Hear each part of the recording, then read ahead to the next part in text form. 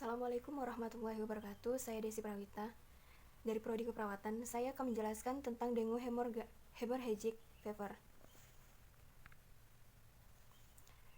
Demam dengue atau DF dan demam berdarah dengue (DBD), dengue hemorrhagic fever atau DHF adalah penyakit infeksi yang disebabkan oleh virus dengue dengan manifestasi klinis demam, nyeri otot atau nyeri sendi yang disertai leukopenia, ruam, limfadenopati, trombositopenia, dan diatesis hemoragis. Demam dengue adalah infeksi yang disebabkan oleh virus dengue. Virus masuk ke tubuh manusia melalui gigitan nyamuk Aedes aegypti betina. Masa inkubasi 13-15 hari dengan gejala klinis yang bervariasi berdasarkan derajat DHV. Etiologi. Virus dengue termasuk genus Flavirus, keluarga Flaviviridae. Flavivirus merupakan virus dengan diameter 30 nm, terdiri dari asam ribonukleat rantai tunggal dengan berat molekul 4x106. Terdapat 4 serotipe virus yaitu DEN1, DEN2, DEN3, dan DEN4. Keempatnya ditemukan di Indonesia dengan DEN3 serotip terbanyak. Infeksi salah satu serotip akan menimbulkan antibodi terhadap serotip yang bersangkutan, sedangkan antibodi yang terbentuk terhadap serotip lain sangat berkurang, sehingga tidak dapat memberikan perlindungan yang memadai terhadap serotip lain tersebut. Seseorang yang tinggal di daerah endemis dengue dapat terinfeksi oleh 3 atau 4 serotip selama hidupnya. Keempat serotip virus dengue dapat ditemukan di berbagai daerah di Indonesia. Patofisiologi. Demam dengue atau DF dimulai dari gigitan nyamuk Aedes aegypti. Manusia adalah inang atau host utama terhadap virus dengue. Nyamuk Aedes aegypti akan terinfeksi virus dengue apabila menggigit seseorang yang sedang mengalami viremia virus tersebut. Kemudian dalam kelenjar liur, nyamuk virus dengue akan bereplikasi yang berlangsung selama sehari. Namun, proses replikasi ini tidak mengaruhi keberlangsungan hidup nyamuk.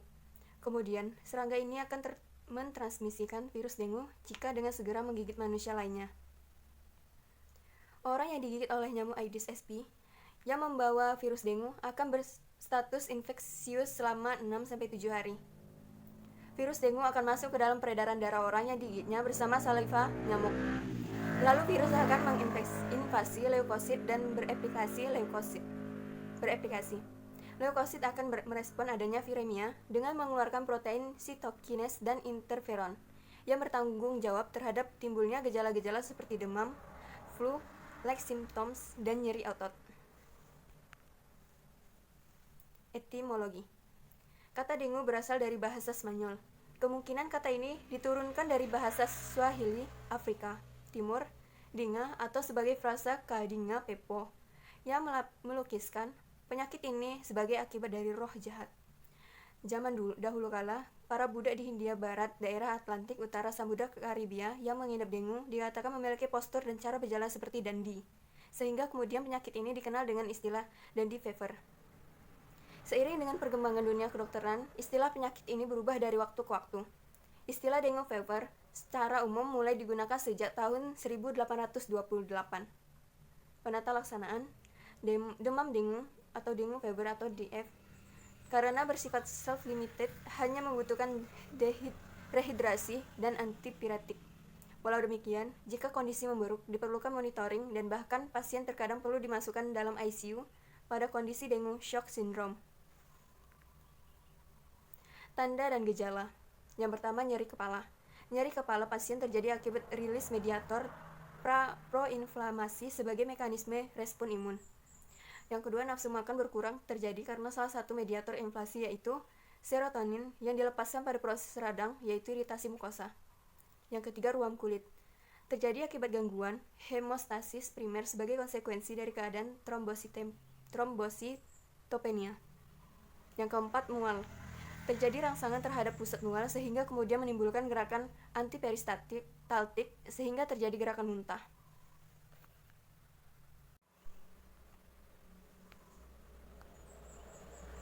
Selanjutnya, memberikan obat sesuai program terapi pada gangguan kebutuhan nutrisi akibat patologis metabolik endokrin.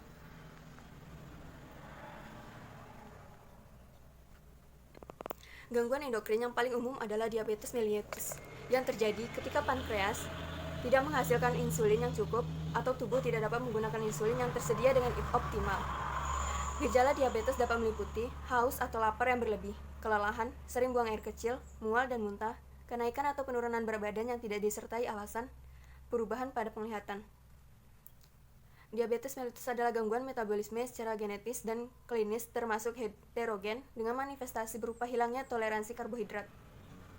Diabetes mellitus adalah gangguan metabolik kronik yang tidak dapat disembuhkan, tetapi dapat dikontrol yang dikarakteristikan dengan ketidakadekuatan pengguna insulin. Diabetes mellitus adalah suatu penyakit kronik yang kompleks yang melibatkan kelainan metabolisme karbohidrat, protein, dan lemak dan berkembangnya komplikasi makrovaskuler, mikrovaskuler, dan neurologis.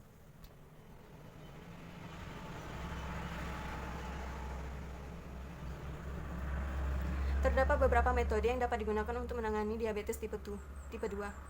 Dokter akan menentukan metode yang tepat dan sesuai dengan kondisi pasien. Yang pertama, diet dan berolahraga. Menerapkan pola hidup sehat dengan rutin berolahraga dan mengonsumsi makanan bergizi seimbang juga dapat mengurangi risiko terjadinya komplikasi penyakit.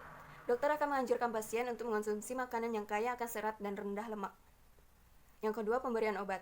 Dokter juga dapat meresepkan obat kepada pasien diabetes tipe 2.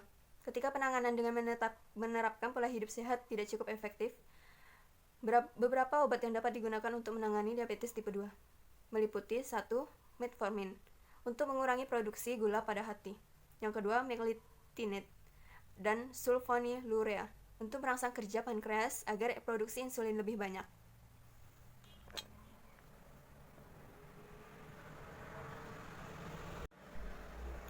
Yang ketiga, DPP-4 untuk meningkatkan produksi insulin dan mengurangi produksi gula oleh hati. Yang keempat, GLP-1 reseptor agonis. Obat dapat memperlambat proses pencernaan makanan, terutama yang mengandung gula, sekaligus menurunkan kadar gula dalam darah. Yang kelima, SGLT2 inhibitor.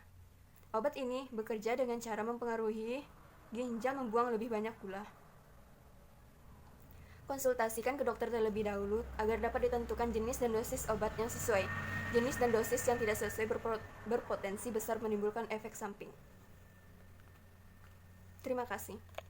Sekian presentasi saya. Mohon maaf bila ada kekurangan. Wabillahi taufiq wal hidayah. Wassalamualaikum warahmatullahi wabarakatuh.